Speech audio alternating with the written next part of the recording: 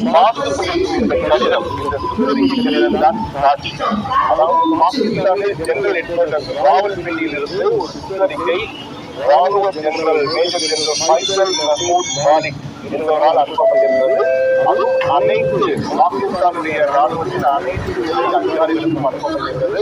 அப்புறம் major general Faisal Mahmood Malik என்று அனுப்பப்பட்டிருந்தது.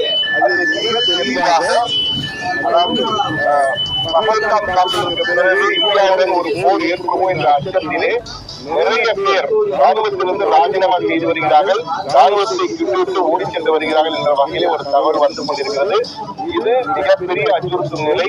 உடனடியாக அனைத்து அதிகாரிகளும் மன உறுதியையும் விசுவாசத்தையும், ராணுவ வீரர்களின் மன உறுதியும் விசுவாசத்தையும் நிலைநிறுத்துவதற்கான நடவடிக்கைகளை எடுக்க வேண்டும் என்ற வகையிலே ஒரு கோரிக்கையை வைத்திருக்கிறார்.